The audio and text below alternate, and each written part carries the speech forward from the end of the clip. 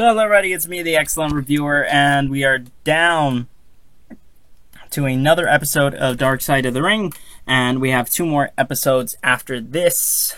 One about the Road Warriors, and the other about the death of Owen Hart. So, today, we're going to talk about Herb Abrams. Herb Abrams. One of the most craziest men to have ever dabbled into the sport of professional wrestling. So, let's set the mood, shall we? And at this time, when this was the 90s, early 90s of professional wrestling, Vince McMahon was on top of the wrestling world. I mean, he had just started WWE, and now he was sort of starting to get globally big. First WrestleMania was a huge success, and it seemed that almost out of nowhere, here was this short Jewish guy named Herb Abrams who came in and he wanted to be a part of the wrestling industry. He told the promoter that he was starting up this brand new federation, and that one of the names that he was going to be working with was Bruno Sammartino. And Bruno Sammartino, even in the early 90s when he was past his prime and I don't think he was wrestling anymore, was still a big draw. And so the promoter calls up Bruno Sammartino and he's all like, hey, I just want to make sure that you're working with this Herb Abrams guy. You know, he wanted to make sure it was legit. And so Bruno Sammartino was like, yes, I'm working with Herb Abrams. And so he was like, okay, cool, sort of like taken aback. So he invited Herb to his event called the Wrestling Fan Fantasy Weekend.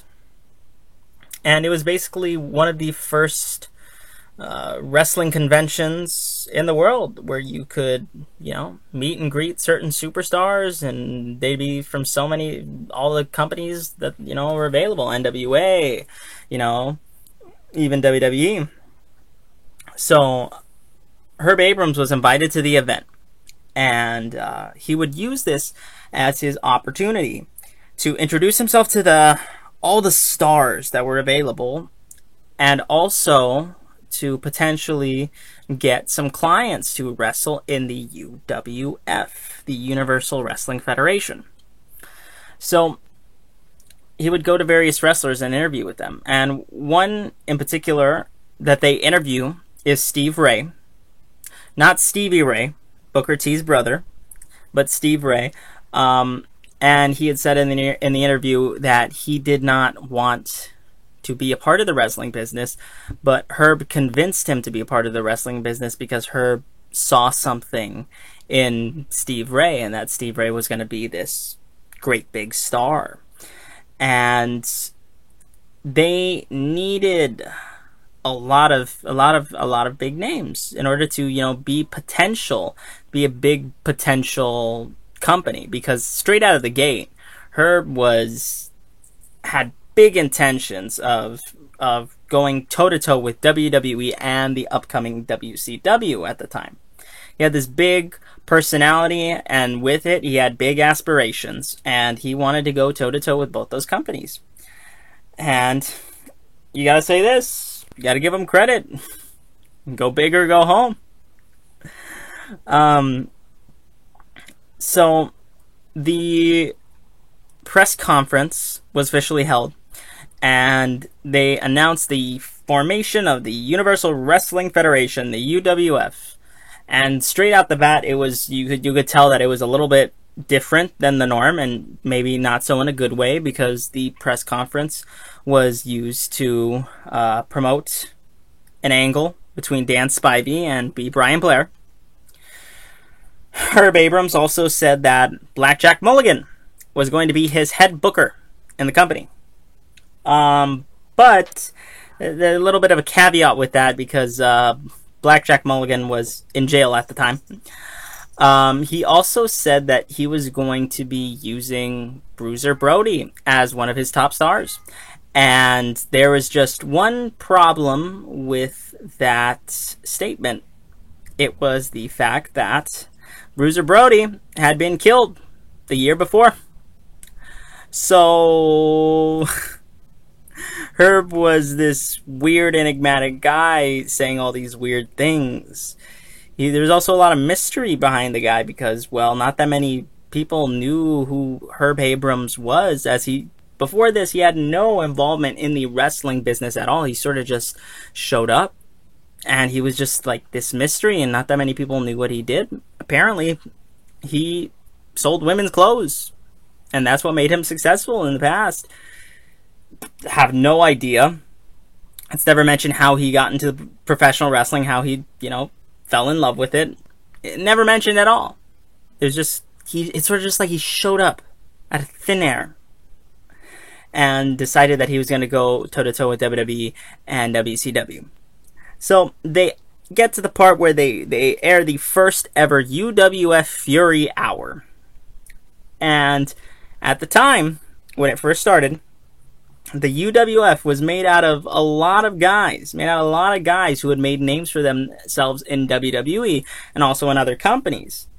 Names like Dan Spivey, like I said before, Chief Jay Strongbow, Paul Orndorff, Dr. Death Steve Williams was on board, Captain Lou Albano, and Randall Keith Orton's father himself, Cowboy Bob Orton. So, straight out of the gate, it was sort of like pre-TNA. Like a little bit of pre-TNA, because for the longest time, everybody would say that, oh, that's... If Superstar left WWE, they're going to TNA. And it was sort of like that. But these were these were guys that maybe a little bit past their prime, but they were still big draws. They were still big draws in the wrestling business. They were still big names. And also, not to mention, a young Cactus Jack, Mick Foley, was also a part of the UWF as well. And they interviewed some of the old wrestlers and managers, and apparently Abrams gave the talent a lot of creative freedom inside and outside of the ring, which according to the wrestlers was refreshing because they didn't have to wrestle this, in a specific way. They weren't like, okay, you have to do this, and this, and that, and stuff like that. No, this was, that they were given a lot of creative freedom. And at first, it was going all right for Big Herbie. He was having this, like, a little bit of a success, and the UWF was having. And apparently, because I did not know that this happened, but Herb wanted to take the next step in order to make his company big. So Herb Abrams had a meeting with the one person who could do that for him, and that was Vince McMahon. I had no idea that they ever met before. Vince McMahon and Herb Abrams, they are two of the wildest personalities if you ever met them. One doesn't like sneezing, and one is a short Jewish guy who does a whole bunch of cocaine. So you would think they would, you think that they would meld well with each other. So the reason for the meeting was Herb said that he had wanted to run and promote WWE shows in the West Coast. But of course, Vince McMahon said no. It was his company, his rules. And he was not a fan of it. From that moment on, Herb made sure that Vince was his top enemy. Because how dare he turn down Herb Abrams? How dare he turn down Herb Abrams? So, he was on a mission. He was on a mission to try and destroy Vince McMahon. And at the time, this was big. This was after like a first couple of WrestleManias, So Vince McMahon was only getting bigger and bigger, and the WWF was only getting stronger and stronger. But Herb, he was on this mission to try to destroy Vince McMahon, and we quickly find out that Herb, he loved him some cocaine. He was in love with the cocoa. He loved cocoa. And if you know the UWF and the story of Herb Abrams, you'll know that that is a very key part to what would end up happening to him ultimately.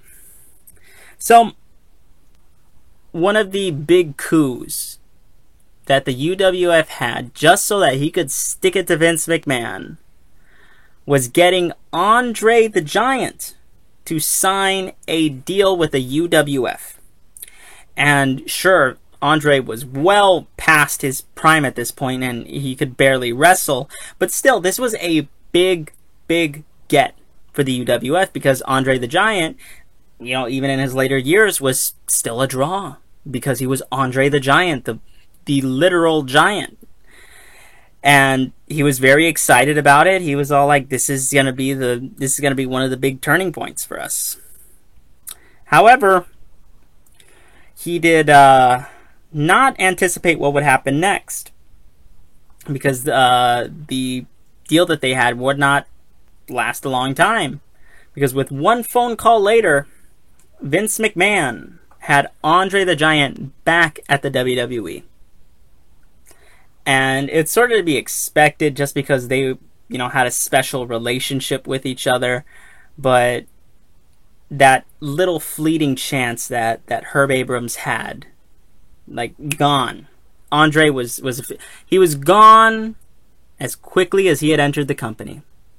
So Herb, you know, was devastated by the loss of Andre, and at this point he was sort of just trying to throw whatever would stick at the wall to, you know, try and have something that was unique and different to the WWE, anything that could really work. And he tried a lot of different things, but not all of them worked. And he slowly would start to position himself as the top star of the show, sort of like the owner, and like the owner slash booker slash manager. Like, you know, he would put himself a lot in the storylines, and that is not always the brightest idea to do, because, well, same thing happened to Dino Bravo when he was running the international wrestling, and Dino Bravo put himself, you know, in as the top star, and like, he wasn't giving anyone else a chance to shine. So you can only assume that you know, how it would go for Herb Abrams. And Herb also gets this idea. He also gets the idea, hey, let's enter another, you know, and another progress world that Vince has succeeded in, and that's merchandise. And so they had terrible t-shirts. You should look some of these t-shirt designs up, or if you don't want to, at least watch Wrestling with Regrets review of the UWF, because he talks about it. He talks about how ugly those shirts were. And instead of selling, you know, the popular wrestler ice cream bars, they had oatmeal cookies. Herb Abrams had his own line of Herbie cookies. Oatmeal cookies for all your professional wrestling fans. Oatmeal cookies. But, you know, this was sort of like like, you know, like, it wasn't making money. And if you look at the t-shirts, you can understand why. So he decided he was going to take one of his first big risks, and that he was going to run a pay-per-view called The Beach Brawl. And, you know, he had a lot of time promoting it, and it was going to be in Florida, hence the Beach Brawl. And they go to the venue, and there was a problem with the venue. Now, although WWE had run shows in that specific venue before, there was a problem. It was the fact that the nearest town to the venue was like an hour away. So it was quite a drive just for wrestling, and a company that isn't big like WWE. You're not going to see the big stars like Hogan. You're not going to see Hogan or Flair. Well, not Flair, but, you know, like, big names. So one of the executives in the company looks at the building, and he knows instantly that they're based on just how they're doing at the current moment. There's no way that they are going to be able to sell this place out. And as predicted, there were a lot of empty seats when it came time for the pay-per-view. A lot of empty seats. So they did naturally what you assume they would do. They turned down the lights. So it didn't look empty. There might have been, like, they said there was like maybe like 200-300 fans in a stadium that is meant to hold thousands, tens of thousands. But yeah, nobody showed up, and that's why they had to lower the lights. And it's AEW and WWE have done the exact same things before WWE, so it was, they had to do what they had to do to, keep the illusion that there were people there. And ultimately, it was a big, big financial loss for UWF. I believe it's one of the worst selling pay-per-views of all time, if not the worst. But I can't confirm, and but it's one of the worst pay-per-view buys of all time. They then tell the story, because this also comes into play, of how B. Brian Blair walked in on Herb Abrams. He wanted to get his money. And he was there in his hotel room naked with a bunch of cocaine that he had bought. And not just that, but he also had bought $2,000 hookers. And he's all like thinking in his head, you're spending essentially our money on cocaine and hookers. So it was no surprise that checks were bouncing, and the wrestlers were not happy that they were not getting paid. So they would refuse to work for Abrams until they got paid. Herb Abrams also was having issues paying the TV crew because they hadn't been paid. So one day at an event, they say, hey, we can't work until we get paid. And Herb Abrams was like, okay, come with me. They go to his office, and they call Herb Abrams' bank. And the bank tells them that he's got tons of money in his account. And so the TV crew is like, okay, well, you clearly have the money. And they just walk away. But what they didn't know at the time was that Herb had two accounts. He had one filled with all the money, and another one that essentially had no money. And he gave him a check from that account. And people, when they found out that, there was no money, were pissed off that Herb had stiffed them because they wanted their money. And Herb wasn't trying to pay him. The check bounced, and they show that people, they wanted to throw him off of a building for stiffing them of the pay. They were so pissed. So Herb starts doing more cocaine, doing more and more and more and more cocaine, and he starts to get more paranoid. And he thinks that people are bugging his hotel room. He tears up the furniture. At one point, he looked at the peephole, and he's like, shh, shh, telling the people to shh. He's like, they're coming. And that's fucking creepy as fuck to hear a coked out Herb Abrams just be like, shh, they're coming. But yeah, that's how hooked he was on cocaine, and how it was ultimately rotting his brain. So, not too long before, WrestleMania 9 had happened in fabulous Las Vegas. And it showed one thing and one thing only. It was that wrestling was successful in Vegas and in casinos. So Herb gets the idea, hey, let's run a pay-per-view show in Vegas. And almost instantly, he was able to get the MGM Grand, one of the biggest places in Vegas to run a show, the MGM Grand. And he spent a lot of money to get top names like Jimmy Snuka and Sid Vicious. He thought it was going to be this big show, like almost like his savior, his turning point for the company. But once again, it turned out to be a very bad show with a very bad sell. Not, again, only like 200, 300 people showed up in a place that's meant to seat thousands. Herb, apparently, according to people, he was either very much so coked out or coked out during the whole entire show. Because at one point he grabbed the mic and said, "Let's hear it for the Jews." Ay, ay, ay. But, again, it was a huge financial loss for the UWF and Herb Abrams. And at this point, you know, he sort of just like packed his bags.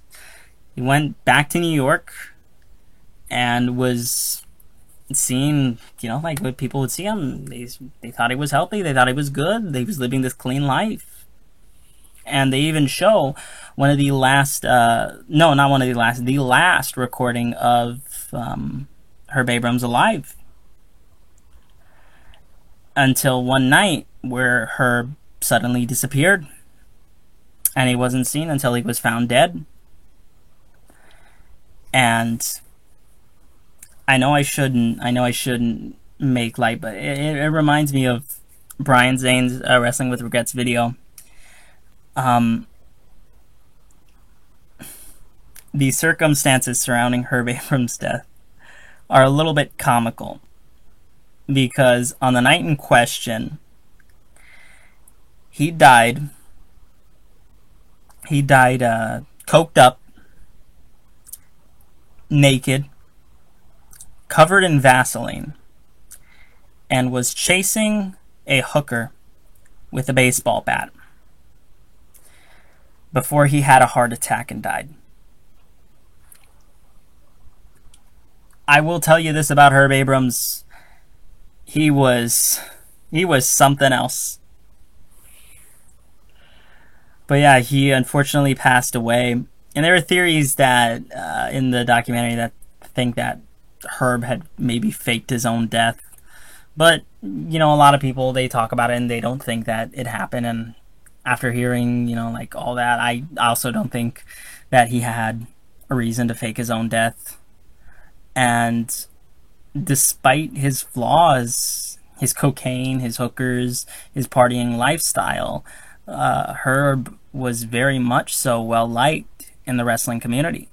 For those that knew him, for those that knew who he was, like, you know, they loved him despite his flaws and were devastated when he died. And the final thing that they end off and they ask Foley, like, if Herb Abrams was alive, what do you think he'd be doing? And Foley answers, he'd be doing time. And if that doesn't sum up Herb Abrams, I don't think anything else does. I thought it was a nice documentary. I thought it was, again, they knock it out of the park.